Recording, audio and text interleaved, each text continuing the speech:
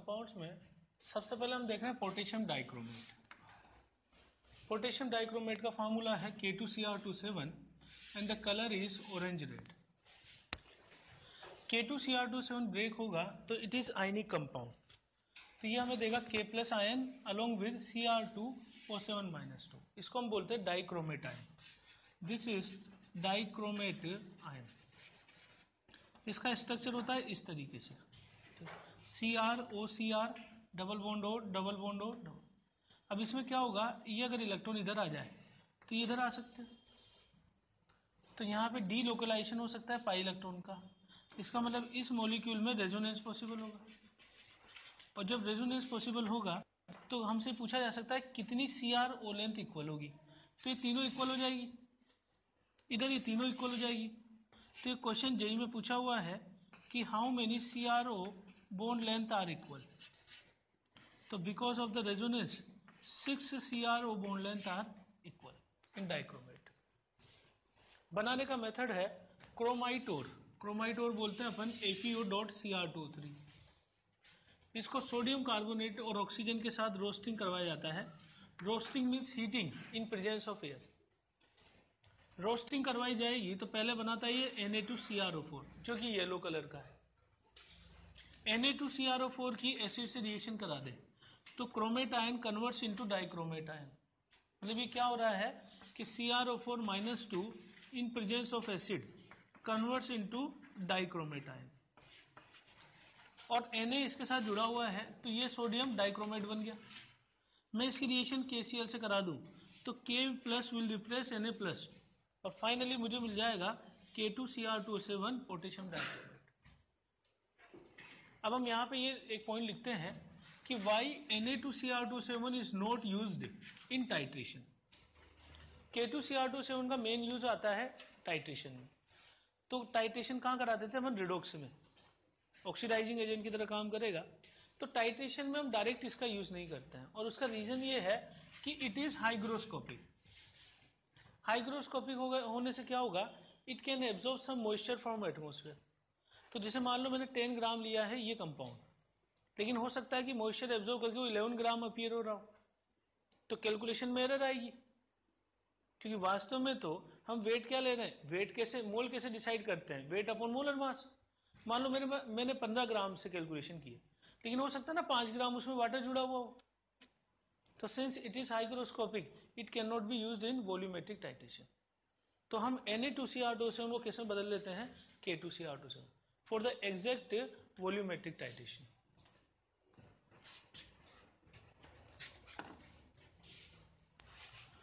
अब देखिए डाइक्रोमेट जो आयन है हमारे पास, इसमें ऑक्सीडेशन स्टेट है +6। इसी तरीके से क्रोमेट आयन में भी +6 है। ठीक, इन दोनों आयन में अगर मैं यहां से देखूं तो this ion is yellow in colour, जबकि ये वाला सॉल्यूशन जो है ऑरेंज रेड होगा। ठीक है, this is orange red compound. तो अब क्या होता है, इन दोनों आयंस के बीच में आपस में एक इक्विलिब्रियम होता है।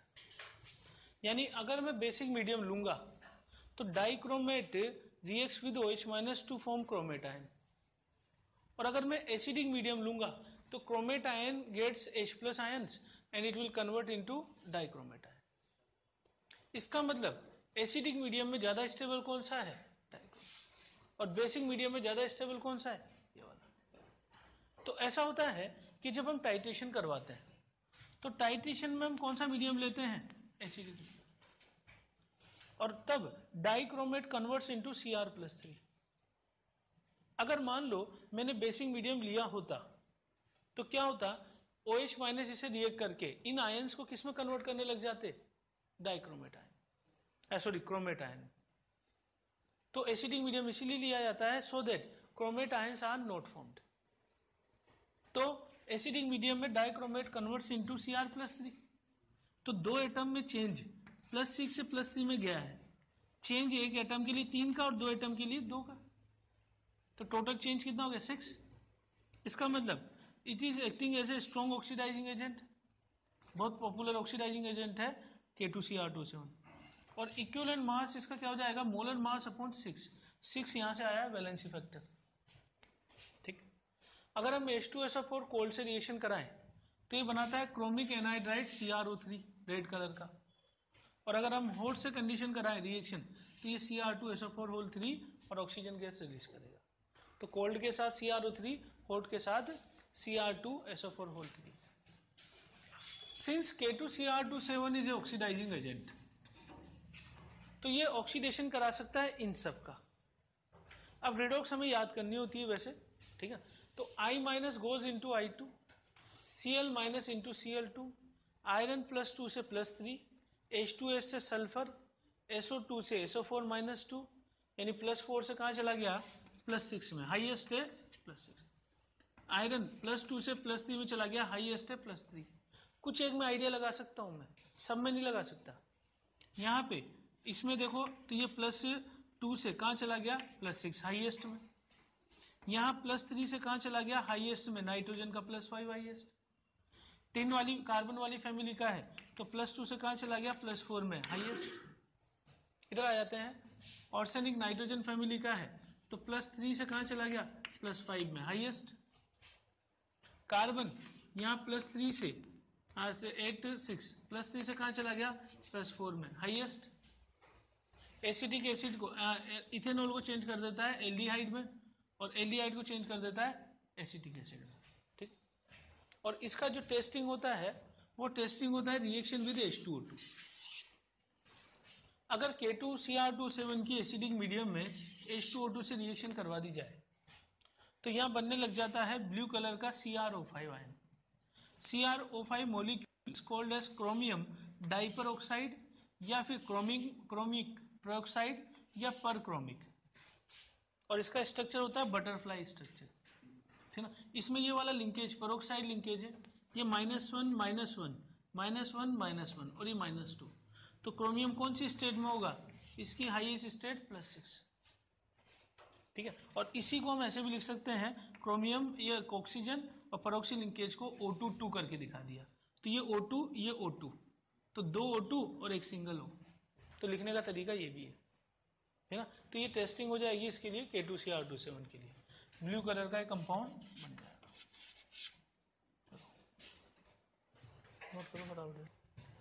एक टेस्ट हम क्वालिटेटिव में पढ़ते हैं, टेस्ट फॉर Cl- आयंस, ठीक है। और Cl- का जो टेस्ट किया जाता है, this test is called as chromyl chloride test. तो क्रोमिल क्लोराइड टेस्ट कैसे करवाते हैं, K2Cr27 की रिएक्शन Cl- आयन के साथ जब करवाते हैं, ठीक है, तो ये रेडिश ब्राउन वेपर बनाती है CrO2Cl2। इसी कंपाउंड को हम बोलते हैं क्रोमिल क्लोराइड, और इसके कलर की वजह से हम आइडेंटिफाई कर लेते हैं Cl- आयन। तो chromyl chloride test is for Cl- forming chromyl chloride compound which is coloured in reddish brown colour is there. अगला जो है पोटेशियम परमैंगनेट। पोटेशियम परमैंगनेट का फॉर्मूला है KMnO4। It is purple in colour, ठीक है ना, violet भी बोल सकते हैं या पर्पल बोल सकते हैं। KMnO4 is ionic compound, it breaks into K+ and MnO4- ion. इस आयन को बोलते हैं परमैंगनेट आयन। अब परमैंगनेट आयन का जो स्ट्रक्चर होता है वो होता है Mn double bond O double bond O double bond O और ये O-। यहाँ पे O- इधर आ जाए तो ये इधर जा सकता है, इसको हम बोलते हैं चार्ज ट्रांसफर। तो चार्ज ट्रांसफर की वजह से कलर्ड होता है, ठीक है। तो DD ट्रांजिशन नहीं होगा, यहाँ पे क्या होगा चार्ज ट्रांसफर। एक्सेप्शन है ये, there is no DD transition, no DD transition. अब इसका फॉर्मेशन मेथड है, एक और है पायरोलुसाइड। पायरोलुसाइड का फार्मूला है MnO2। MnO2 को पिघलाया जाता है फ्यूजन के द्वारा, KOH और O2 से रिएक्शन करवा दी जाती है MnO2 की। इससे बनता है डार्क ग्रीन कलर का K2MnO4, और K2MnO4 को एसिडिक मीडियम में डालने पर इसका डिसप्रपोर्शन होगा और ये MnO4- और MnO2 में बदल जाएगा। तो ग्रीन कलर का MnO4- किस में जाता है, MnO4- और MnO2 में, डिसप्रपोर्शन के द्वारा। इसका बनाने का एक और मेथड है कि जो हमारे पास आयन है MnO4- इसको मैग्नेट आयन बोलते हैं। तो मैग्नेट आयन को अगर मैं एनोड पे ले जाऊं तो एनोड पे रिएक्शन कौन सी होने लग जाती है, ऑक्सीडेशन। तो ये एक इलेक्ट्रॉन लूज कर देगा और इलेक्ट्रॉन लूज करके बदल जाएगा MnO4 माइनस में परमैग्नेट आयन। तो एक मेथड ये भी है थ्रू इलेक्ट्रोलाइसिस। एक मेथड है कि H2O8 - 2 की रिएक्शन, ठीक है, ये किससे बनता है? परोक्सी डाइसल्फ्यूरिक एसिड से। तो परोक्सी डाइसल्फ्यूरिक एसिड वाले आयन की रिएक्शन मैं Mn+2 से करा दूं तो Mn+2 कन्वर्ट हो जाएगा MnO4 माइनस में, और ये कन्वर्ट हो जाएगा SO4 -2। ठीक, तो दिस इज ऑल्सो है formation method for MnO4 minus यानी परमैग्नेट आयन। सबसे पहले हम देख रहे हैं एक्शन ऑफ हीट। KMnO4 को गर्म करें 750 केल्विन टेम्परेचर पे, तो उस केस में ये कन्वर्ट हो जाता है +7 से +6 स्टेट में और साथ में +4 स्टेट, यानी प्रोडक्ट बनेंगे K2MnO4 एंड MnO2। MnO2 का कलर है ब्राउन, K2MnO4 का कलर है ग्रीन और KMnO4 का कलर है पर्पल। ठीक, तो ये डिस्प्रोपोर्शन तो नहीं, इसको हम कह सकते हैं कि इट इज रिड्यूस्ड। तो रिडक्शन से ग्रीन और ब्राउन कलर के दो कंपाउंड बना देगा। K2MnO4 फर्दर जाता है K2MnO3 में, जिसको बोलते हैं पोटेशियम मैग्नाइट।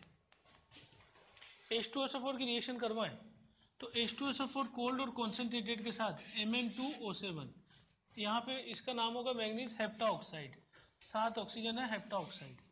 इसको गर्म करते हैं तो ये बनाता है MnO2 + O2 गैस। तो कोल्ड और कॉन्सेंट्रेटेड के साथ Mn2O7 जो कि अनस्टेबल है टुवर्ड्स हीट, और इट गिव्स फाइनली MnO2। अगर हम कॉन्सेंट्रेटेड एंड हॉट ले लें H2SO4 तो इट गिव्स MnSO4। तो कोल्ड के साथ Mn2O7 और हॉट के साथ MnSO4। KMnO4 is also very good oxidising agent. तो यहाँ पे इसकी 3 रिएक्शन होती है 3 मीडियम में, एसिडिक, बेसिक और हाईली बेसिक। हाईली बेसिक मतलब स्ट्रॉन्ग अल्कलाइन। तो आपको ये याद रखना पड़ेगा कि एसिडिक में it goes into Mn+2, neutral में जाता है MnO2 में, और हाईली बेसिक में जाता है MnO4 -2 में। ठीक है, वैलेंसी फैक्टर चेक करें, 7 से 2 में चेंज तो 5 आएगा, molar mass upon 5 equivalent mass. 7 से 4 का चेंज है, molar mass upon 3 equivalent mass. और उसके बाद 7 से 6 का चेंज है तो molar mass upon 1 equivalent mass. ठीक है, अगर न्यूट्रल मीडियम में टाइट्रेशन देखें तो न्यूट्रल मीडियम में MnO4 minus goes into MnO2। ठीक है, तो ये क्या करता है, I माइनस को ले जाता है IO3 माइनस में, थायोसल्फेट आयन को ले जाता है सल्फेट आयन में, और H2O2 को ऑक्सीडाइज कर लेता है O2। अगर हम MnO4 माइनस पर्पल कलर के आयन की Mn+2 से रिएक्शन कराएं तो ये बनाने लग जाता है MnO2। इस रिएक्शन को बोलते हैं कम प्रोपोर्शन रिएक्शन। ठीक है, तो डिसप्रोपोर्शन, इसको उल्टा कर दें तो डिसप्रोपोर्शन और ये कम प्रोपोर्शन। तो ये दोनों क्या कर रहे हैं, +7 और +2 मिलकर कौन से में कन्वर्ट हो रहे हैं, +4। MnO4 minus is purple in colour and it is diamagnetic. Diamagnetic क्यों है, क्योंकि Mn+7 स्टेट में इनर्ट गैस कन्फिगरेशन रखता है। सारे इलेक्ट्रॉन निकल गए और जो बचे हुए इनर्ट गैस कन्फिगरेशन सारे पेयर्ड इलेक्ट्रॉन है, तो it is diamagnetic in nature. ठीक, जबकि MnO4 -2 जो आयन होता है ये होता है पैरामैग्नेटिक। क्यों, क्योंकि Mn यहाँ पे कौन सी स्टेट में है, Mn+6 स्टेट में है, और इसका कन्फिगरेशन होगा 3d1। तो अकेला इलेक्ट्रॉन पड़ा हुआ है, तो because of this unpaired electron it is paramagnetic in nature. Colour याद रखना पड़ेगा ग्रीन, एंड ये कलर्ड है because of the charge transfer. तो both ions are colourful because of charge transfer. एक ये होगा डाया और ये होगा पैरा। स्ट्रक्चर से पता लग जाएगा, ये पर्पल कलर और MnO4 -2 ग्रीन कलर। में जो दो हमने पढ़े हैं इक्विवेलेंट कंसेप्ट में, मेन 2 कंपोनेंट हमने पढ़े रिएक्टेंट, एक तो K2Cr27 और एक KMnO4। K2Cr27 हम यूज करते हैं तो उसको बोलते हैं हम यहाँ पे, उस केस में K2Cr27 में डाइक्रोमेट टाइट्रेशन, और अगर KMnO4 लेते हैं तो परमैग्नेट टाइट्रेशन। अगर एसिडिक मीडियम में लेते हैं तो ये जाता है Mn+2 में, और ये सेल्फ इंडिकेटर का काम करता है। सेल्फ इंडिकेटर कैसे, कि इसका कलर होता है पर्पल, और जब ये पूरा खत्म हो जाएगा तो दिस सॉल्यूशन बिकम्स कलरलेस। तो इसका मतलब टाइट्रेशन के दौरान हमें बाहर से कोई रिएक्टेंट या इंडिकेटर डालने की कोई आवश्यकता नहीं, लेकिन डाइक्रोमेट में डालना पड़ता है डाइफिनाइल एमीन, जो कि ब्लू कलर से शो करता है टाइट्रेशन का कंप्लीशन। अब मैं चाहे KMnO4 लूँ चाहे K2Cr27 लूँ, इन सब का दोनों ऑक्सीडाइजिंग एजेंट का काम करते हैं, स्ट्रॉन्ग ऑक्सीडाइजिंग एजेंट। तो ये सारे रिएक्टेंट वही है जो मैंने अभी लिखे हैं K2Cr27 के साथ। यानी जो काम ये करवा सकता है वो K2Cr27 भी करवा सकता है। सेम रिएक्शन से रिपीटेड याद रखनी पड़ती है ऑक्जेलेट CO2 में, और ये याद करोगे तो ये अपन को कहाँ मदद करेगी, इक्विवेलेंट कंसेप्ट। तो इक्विवेलेंट कंसेप्ट में ये सब टाइट्रेशन रिएक्शन हम रख के याद किए हैं, क्वेश्चन इसी पे बेस्ड है। तो ऑक्जेलेट को CO2 में, +2 को +3 में, आयरन को -2 से सल्फर, NO2 माइनस से NO3 माइनस, ये भी समझ चुका हूं मैं, Cl माइनस से Cl2। ऑर्गेनिक में आपका टेस्ट आता है एल्कीन का। डबल बॉन्ड का टेस्टिंग कैसे करते हैं कि बेयर रिएजेंट डालते हैं जो कि होता है अल्कलाइन 1% KMnO4। तो बेयर रिएजेंट के प्रेजेंस में जब अपन इसको ऑक्सीडाइज करवाएंगे तो ये ग्लाइकोल बनाता है, तो डबल बॉन्ड का प्रेजेंस का पता लग जाएगा, और वहां क्या होता है, पर्पल कलर डिसअपियर्स। तो ये जो ऑक्सीजन आ रहा है ना, ये किससे आ रहा है, KMnO4 से, because it is a oxidising. तो हम क्या करते हैं, एल्कीन को ऑक्सीडाइज करवा लेते हैं और ग्लाइकोल में चेंज कर लेते हैं, तो डबल बॉन्ड की प्रेजेंस का हमें पता चल जाएगा इसे। सिल्वर और उसके कंपाउंड में हम देख रहे हैं कि सिल्वर, वैसे प्योर सिल्वर भी ब्लैक कलर का ही होता है। H2S से रिएक्शन कराएं तो सल्फाइड बनेगा Ag2S ब्लैक कलर का। H2SO4 से रिएक्शन कराएं तो ये यहाँ पे घोल कर Ag2SO4 बनाएगा। HNO3 में घोल लें सिल्वर मेटल को तो AgNO3 बनाएगा। और मेटलर्जी में आता था कि सोडियम साइनाइड से रिएक्शन करा दें तो सोडियम साइनाइड सिल्वर को घोल लेगा और कॉम्प्लेक्स बना लेता है AgCN2-, जिसकी बाद में जिंक से रिएक्शन करवाते थे अपन और सिल्वर को ऑब्टेन करते थे, प्योर सिल्वर को। That was called as leaching. ठीक है, लीचिंग या हाइड्रोमेटलर्जी का एग्जाम्पल था। सिल्वर नाइट्रेट का जो फार्मूला है AgNO3, this is also called as lunar caustic. ठीक, Ag मेटल जो है आसानी से सिल्वर नाइट्रिक एसिड में घुल जाता है और सिल्वर नाइट्रेट दे देगा। ठीक, सिल्वर नाइट्रेट को बहुत ज्यादा गर्म किया जाए, रेड हॉट, तो ये सिल्वर मेटल साथ में 2 गैस देगा, NO2 और O2। लेकिन अगर थोड़ा बहुत गर्म किया जाए तो फिर ये नाइट्राइट देने लग जाता है AgNO2 और साथ में ऑक्सीजन।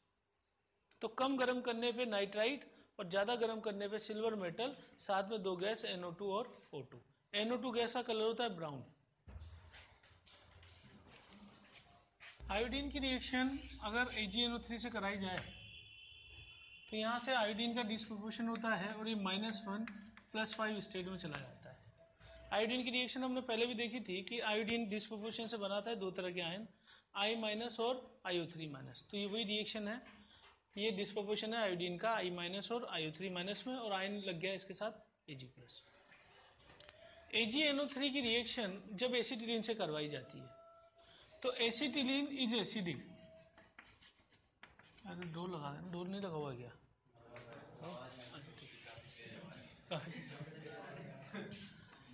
देखो, एसिटिलीन जो है वो एसिडिक प्रॉपर्टी रखती है। उसका कारण क्या होता है कि H3 में sp हाइब्रिडाइजेशन होने की वजह से इसमें sp हाइब्रिडाइजेशन से क्या होगा, परसेंटेज करेक्टर बढ़ेगा। s orbital is more closer to nucleus, तो इलेक्ट्रोनेगेटिविटी हाई हो जाएगी और ये H+ को अलग कर देता है। तो एसिटिलीन शोज एसिडिक प्रॉपर्टी, तो इसमें H हटकर उसकी जगह क्या लग जाएगा, एसिडिक है तो दोनों हाइड्रोजन हट के क्या लग गया इसकी जगह, Ag। तो ये जो कंपाउंड बना है this is called as silver acetylide compound. एक रिएक्शन आपकी आती है ऑर्गेनिक में एल्डिहाइड का टेस्ट। तो एल्डिहाइड का टेस्ट आता है सिल्वर मिरर टेस्ट, जिसको बोलते हैं सिल्वर मिरर टेस्ट। तो इसमें क्या होता है देखो कि एल्डिहाइड में हम टोलन रिएजेंट डाल देते हैं। टोलन रिएजेंट किसको बोलते हैं, अमोनिकल सिल्वर नाइट्रेट सॉल्यूशन। तो एल्डिहाइड के सॉल्यूशन में जैसे ही हम टोलन रिएजेंट डालेंगे तो टेस्ट ट्यूब के किनारे पर यहाँ पे रिएक्शन होगी redox, Ag+ converts into Ag और aldehyde converts into acetate ion. तो जैसे Ag बनेगा परख नली के मतलब टेस्ट ट्यूब पे, तो उससे क्या होगा कि सिल्वर जब वहां पे जमेगा तो अगर रोशनी आएगी तो चमकता हुआ दिखाई देगा, तो सिल्वर का मिरर बन जाता है एक तरह से, that's why it is called as silver. तो टेस्ट ट्यूब पे Ag चिपका और चमकने लग गया, ठीक है ना, तो चमकने की वजह से silver mirror test is used. AgNO3 की जो रिएक्शंस यहाँ देख रहे हैं अपन बाकी, ठीक है, बाकी रिएक्शन आपको याद रखनी है कि H3 को H3SO3 में कन्वर्ट करता है, PH3 को H3PO3 में, कार्बोनेट आयन की रिएक्शन Ag+ के साथ तो Ag2CO3 व्हाइट। अब ऐसा होता है कि सिल्वर के जो ज्यादातर सोल्ट है वो व्हाइट कलर के होते हैं, क्योंकि Ag+ किस स्टेट में होता है, D10 में, और D10 में हमें कहते हैं कि नो DD ट्रांजिशन। अगर DD ट्रांजिशन नहीं होगा तो मोस्टली क्या होंगे, कलरलेस होंगे। Colourless means white. तो ज्यादातर सिल्वर के जो सॉल्ट है वो व्हाइट कलर के हैं। देखो सल्फाइड के साथ Ag2SO3, सिर्फ जोड़ना है Ag+ को, S- के साथ Ag2S, ये थोड़ा ध्यान रखना है, ब्लैक कलर का है। बाकी S2O3 - 2 व्हाइट कलर का compound, simple ion exchange reaction है, Ag+ चला जाएगा इसके साथ तो Ag2S, इसके साथ Ag2S2O3, CH3CO- के साथ व्हाइट कलर का CH3COAg, ऑक्जेलेट के साथ Ag2C2O4 व्हाइट कलर का, ज्यादातर व्हाइट कलर के सॉल्ट है। NO2- के साथ Ag+, AgNO2 व्हाइट, Cl- के साथ AgCl व्हाइट, Br- के साथ पेल येलो। अब ये पेल येलो जो कलर है, ये कलर है क्योंकि इसका पोलराइजेशन ज्यादा होता है। फजान ये बोलता है कि पोलराइजेशन ज्यादा होने की वजह से कोवेलेंट कैरेक्टर हाई होते हैं, और कोवेलेंट कैरेक्टर हाई होने से इसके कलरफुल होने की संभावना बढ़ जाती है। तो AgCl is white, AgBr is pale yellow, AgI is dark yellow. Phosphate के साथ जुड़ा Ag+, Ag3PO4 येलो कलर का, Ag+ जुड़ा CrO4 - 2 के साथ तो Ag2CrO4 ब्रिक रेड कलर, और क्रोमेट आयन के साथ जुड़ा डाइक्रोमेट के साथ तो Ag2Cr2O7 यानी रेडिश ब्राउन प्रेसिपिटेट, और AgCl को NaOH को घोलेंगे तो Ag2O बनाएगा। नेक्स्ट हम देख रहे हैं ब्लैक एंड व्हाइट फोटोग्राफी।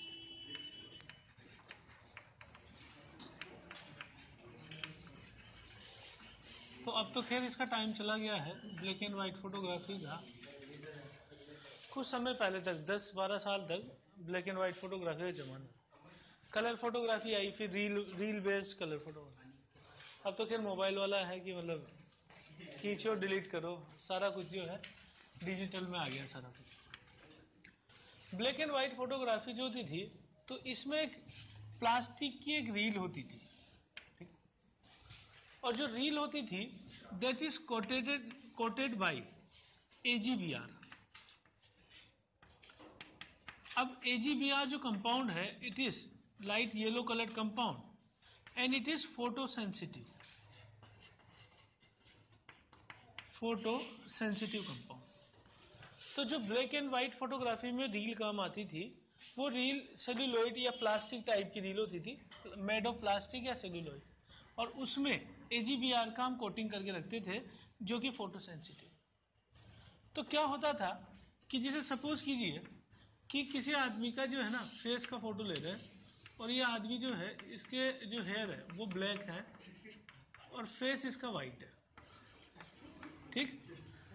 अब क्या होगा कि कैमरे में जब रील रखते हैं तो पीछे रील रखकर एक फ्रैक्शन ऑफ सेकेंड के लिए वो डोर उसका ओपन होता है ना। तो फोटो खींचते समय डोर जब ओपन होगा तो इससे जो रोशनी आएगी वो रोशनी पड़ेगी एक रील के ऊपर।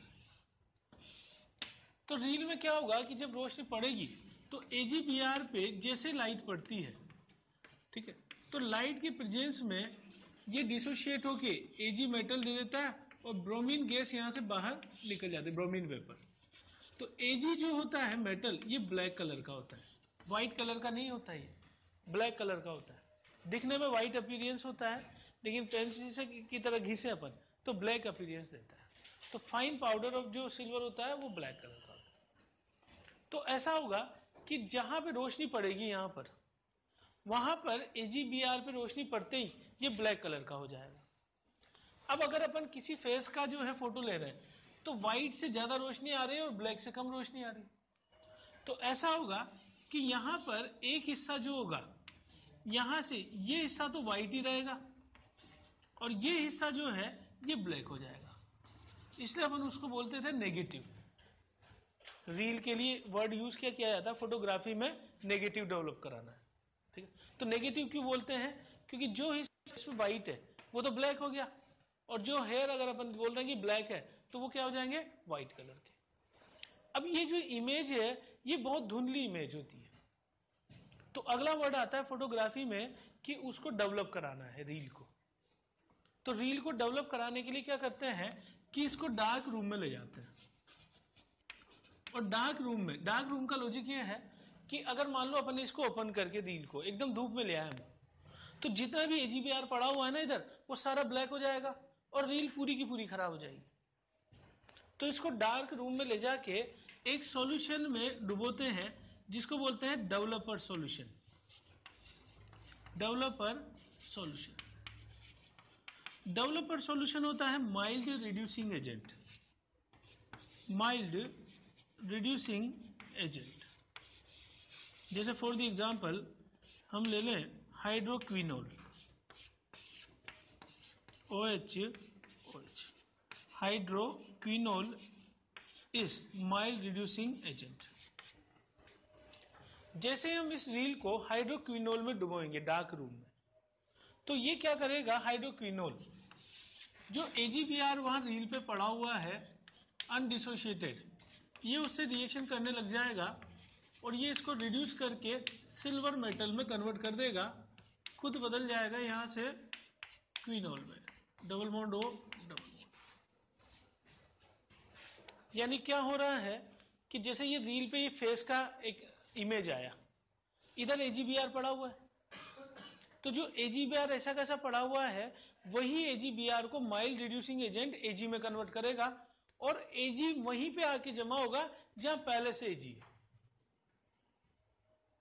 उससे क्या होगा, AG जो है एक जगह इकट्ठा हो गया तो AG दिखने लग जाएगा, मतलब इमेज धुंधली होगी। पहले तो इमेज धुंधली है क्योंकि यहां AG कम है, अब हमने AG को रिड्यूस करवा लिया तो AG पहले से, जहां पहले से AG पड़ा हुआ है वहां जाके पढ़ने लग गया, तो इस इमेज को साफ कर देगा, है ना। तो ये इमेज जो है थोड़ी सी क्लियर हो जाएगी। बात समझ रहे क्या है, कम AG था तो जो AGPR इधर था उसको AG में चेंज किया, AG जाके यहाँ चिपका और AG ने ज्यादा चिपक के तो क्या हुआ सुनो, तो ये इमेज थोड़ी सी जो है स्पष्ट हो गई। वो स्पष्ट कैसे हुई, डेवलपर सॉल्यूशन। डेवलपर सॉल्यूशन इसीलिए बोलते हैं क्योंकि रील को डेवलप करने का काम करता है, समझ रहा। तो ये रील को डेवलप कौन करेगा, ये solution which is mild reducing agent, और एग्जांपल है हाइड्रोक्विनोल। अब क्या हुआ कि अब ये रील में ये जो फेस था ये स्पष्ट दिखाई देने लग जाएगा, लेकिन आसपास जो AGPR पड़ा होगा उसको हटाना भी जरूरी है, क्योंकि अगर AGPR को हमने हटाया नहीं तो मैं इस रील को जैसे धूप में लाऊंगा तो वैसे क्या होगा कि जो अनयूज्ड AGPR पड़ा हुआ है तुरंत काला हो जाएगा और पूरी रील खराब हो जाएगी। तो इस हिस्से में जो AGPR पड़ा है ना, इसे हटाना है मुझे, ठीक है। तो हम क्या करते हैं, then it is dipped in fixer solution. Developer के बाद कौन सा है, फिक्सर सॉल्यूशन। फिक्सर सॉल्यूशन का एग्जांपल है हाइपो। हाइपो होता है Na2S2O3। तो हाइपो सॉल्यूशन क्या करता है कि जो AGPR पड़ा हुआ है ये AGPR को घोलने का काम करेगा, Na2S2O3, और यहां से कॉम्प्लेक्स बना लेगा AgS2O3 होल ट्वाइस -3, और ये सोल्यूबल कॉम्प्लेक्स। तो हमने क्या किया, हाइपो में डुबो के इधर जितना भी AGPR पड़ा हुआ था अनयूज्ड उसको हटा लिया। अब ये वाला जो फेस है ये क्लियर दिखाई देने लग गया था हमें, ये ब्लैक था ये वाइट था। रील तैयार हो गई, उस रील को अपन धूप में भी ला सकते हैं। तो जो फोटोग्राफर रील देते हैं उनको अपन बाहर रख सकते हैं आराम से, ठीक है ना, क्योंकि वो ये दोनों काम करके देते हैं। क्या काम करके देते हैं, पहले तो इस इमेज को डेवलप करने का काम करते हैं, कौन से सॉल्यूशन के through, developer solution which is mild reducing agent. फिर ये क्या करते हैं, उस रील में जो AGPR इधर पड़ा हुआ था फेस के इधर उधर, उस AGPR को हटा लेते हैं, किससे, फिक्सर सॉल्यूशन से। Fixer solution is hypo solution, जो AGPR को डिसोल्व करके बाहर निकाले, धोते हैं उसे, सॉल्यूशन में रखा और डुबाया रील को और उसे हिलाया, तो AGPR जो पड़ा हुआ है वो इसमें घुलकर बाहर निकल गया। अब क्या करते हैं, जो रील तैयार हो गई, this reel is called as negative. अब हम क्या करेंगे, इस रील को यहाँ रखकर इसमें से रोशनी गुजारेंगे, ठीक है, और इसकी रोशनी गुजार के इधर लगाएंगे एक फ्रेम जिसपे AGBR का कागज होगा। फ्रेम पर AGBR का कागज होगा, मतलब AGBR कोटेड कागज, ठीक है। जैसे ही इसे रोशनी गुजरेगी तो ये हिस्सा तो ब्लैक है ना, यहां से कम रोशनी जाएगी, यहां से ज्यादा रोशनी जाएगी, तो जहां से ज्यादा रोशनी निकलेगी वो AGBR में पड़ के उसे ब्लैक करेगी, तो इस व्हाइट से ब्लैक मिलेगा और इस ब्लैक से व्हाइट मिलेगा, तो फेस अपन को समझ गए बात को। तो ये फोटोग्राफी का प्रिंसिपल होता है, पहले ब्लैक यहाँ से नेगेटिव तैयार किए जाते हैं और नेगेटिव से फोटो तैयार किया जाता है, और सारा रोल किसका होता है, AGBR का, विच इज फोटो सेंसिटिव, ठीक।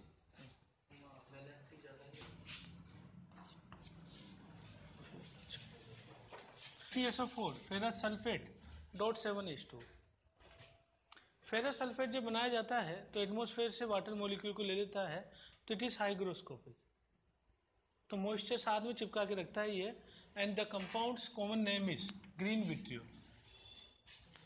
बनाने का मेथड है कि आयरन की रिएक्शन H2SO4 से करा दें, तो आयरन और H2SO4 मिलके बनाते हैं FeSO4।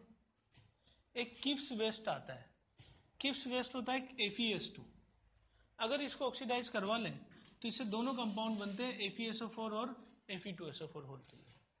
तो ये पूछा जा सकता है कि किप्स वेस्ट से कौन कौन सा आयरन का कंपाउंड मिलता है, FeSO4 Fe2SO4 होते हैं। FeSO4 को एनालाइज करें तो it is salt of weak base plus strong acid. अगर वीक बेस और स्ट्रॉन्ग एसिड का सॉल्यूशन ले रहे हैं तो the remaining solution is acidic after hydrolysis. Hydrolysis कैसे होता है कि SO4-2 का तो हाइड्रोलाइसिस नहीं होगा, क्योंकि अगर ये वाटर से रिएक्ट करता तो H2SO4 बना था।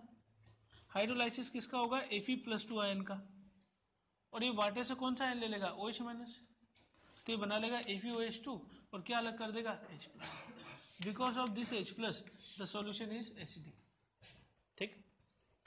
इसके बाद अगर इसको 300 डिग्री पे गर्म किया जाए तो सारे वाटर मॉलिक्यूल निकल जाएंगे और it becomes FeSO4 colourless compound, जिसको हम बोल रहे हैं anhydrous FeSO4, anhydrous ferrous sulphate. नाम क्या है, फेरस सल्फेट। और बहुत ज्यादा गर्म करेंगे हाई टेम्परेचर पे तो फेरिक ऑक्साइड और दोनों गैस निकालेगा SO2 और SO3। तो देखो क्वेश्चन कैसा बना कि अगर ब्लू विट्रियोल ग्रीन विट्रियोल को गर्म करें स्ट्रॉन्गली, रेड हीट गर्म कर दें, तो which gases are formed, SO2 and SO3। याद करने वाला पॉइंट है, मैकेनिज्म नहीं है कोई अपने पास इसका, ठीक ना। फैक्चुअल इसी तरह से क्वेश्चन आते हैं, कौन सी गैसेस बनेगी। FeSO4 में आयरन इज प्रेजेंट इन +2, तो आयरन +2 से कहां जा सकता है, +3 में, यानी इसका क्या हो सकता है, ऑक्सीडेशन। जिसका ऑक्सीडेशन होगा that will act as a reducing agent. तो ये क्या करता है, AuCl3 को +3 से कहां ले जाता है, 0 में, इसका रिडक्शन करा दिया। मरकरी को +2 से कहां ले गया, +1 में, इसका भी रिडक्शन करा दिया, और खुद किसमें बदल गया, +3 कंपाउंड। तो आयरन +2 से +3 में जा रहा है तो इसका क्या हुआ, oxidation, and it can act as a reducing. तो गोल्ड +3 को 0 में ले गया और Hg+2 को +1 में ले गया, तो रिडॉक्स रिएक्शन है, याद करने वाली। नेक्स्ट कंपाउंड है इसका फेरिक ऑक्साइड। अगर मान लो फेरस ऑक्साइड आता है, फेरस मतलब +2 स्टेट, और फेरिक आ जाता है तो इक मतलब हायर स्टेट, ठीक है। तो जैसे स्टेनस स्टेनिक, स्टेनिक +4 और स्टेनस +2, लोअर अस और हायर इक, ठीक। तो फेरिक ऑक्साइड मतलब Fe2O3। बनाने का मेथड, FeOH3 को अगर गर्म किया जाए तो हाइड्रोक्साइड जो है वो वाटर एलिमिनेट करते हैं, तो अगर इसके 2 मॉलिक्यूल लेके गर्म करूं तो वाटर मॉलिक्यूल निकलते जाएंगे और ये कन्वर्ट हो जाएगा फेरिक ऑक्साइड। कैसे, FeOH 3 OH है और यहां से Fe 3 OH है, 3 वाटर मॉलिक्यूल निकाल देता हूं यहां से 3H2, तो 3 ऑक्सीजन बच जाएंगे और क्या बच जाएगा, Fe2। अभी देखा था फेरस सल्फेट को गर्म करें तो ये स्ट्रांगली गर्म करने पर Fe2O3 और साथ में SO2 और SO3 गैस बना देगा। 1300 डिग्री पर फेरिक ऑक्साइड को गर्म करें तो मिक्स्ड ऑक्साइड बनता है 3O4। This is a mixed oxide made of FeO plus Fe2O3। तो दोनों स्टेट है इसमें +2 और +3, ठीक। Fe2O3 का हाइड्रोजन से रिएक्शन करा दें तो हाइड्रोजन रिड्यूसिंग एजेंट का काम करेगा, ऑक्सीजन अलग कर देगा और ऑक्सीजन अलग होकर आयरन मिल जाएगा प्लस वाटर, तो मेटलर्जी में काम आ सकती है रिएक्शन। और हाइड्रोक्साइड की रिएक्शन एसिड से करा दें तो हाइड्रोक्साइड और एसिड मिलकर सॉल्ट बनाते हैं, तो तीनों OH चले जाएंगे, इनकी जगह Cl- आ जाएगा, salt is FeCl3, ferric chloride, है ना। तो ये तो आयनिक रिएक्शन है, इजीली हम गेस कर सकते हैं। बस लास्ट है 5 मिनट का। Fe2Cl6 is a dimer of FeCl3, और इसमें हम क्या करते हैं, 2 FeCl3 मॉलिक्यूल बनाकर इनके बीच में आपस में कोऑर्डिनेट बॉन्ड लगा देंगे, तो this is dimer of FeCl3। FeCl3 can act as a oxidising agent. उसका क्या कारण है कि आयरन यहाँ कौन सी स्टेट में, +3 स्टेट में, और +3 से कहाँ आ सकता है, +2 स्टेट में आ सकता है, तो ये +3 से +2 में आ जाएगा और इसका क्या हो जाएगा, रिडक्शन। जिसका रिडक्शन होगा ये किसका काम कर रहा होगा, ऑक्सीडाइजिंग। तो ये क्या करता है, Sn को +2 से कहाँ ले जाता है, +4 स्टेट में, रेडॉक्स रिएक्शन है, याद करनी है। -2 को कहाँ ले जाता है, 0 में। तो in these two reaction it is acting like a oxidising agent.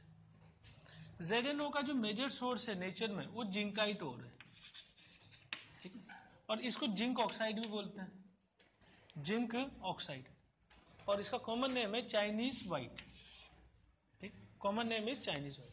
बनाने के 2 सोर्स हैं।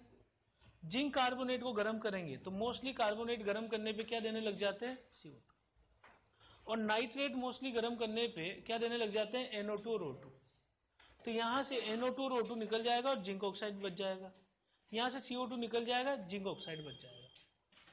जिंक ऑक्साइड जो ऑक्साइड होता है it is amphoteric in nature. What is mean by amphoteric, it can react with both acid and base. तो acid से ZnCl2 बना रहा है और बेस से ये क्या बना रहा है, Na2ZnO2, ठीक है। तो इसके बाद जो है कॉपर सल्फेट का कंपाउंड हम देख रहे हैं, CuSO4.5H2। ब्लू विट्रियोल इसका कॉमन नेम है और ये ब्लू कलर का सॉल्यूशन बनाता है पानी के अंदर। इसका बनाने का मेथड CuOH2 की रिएक्शन H2SO4 से करा दें तो H2SO4 का सल्फेट और कॉपर +2 यहाँ से मिलकर क्या बना देंगे, CuSO4 को एटमॉस्फेयर में रखेंगे तो इट इज हाइग्रोस्कोपिक और 5 वाटर मॉलिक्यूल को अपने साथ जोड़ लेगा, ठीक है।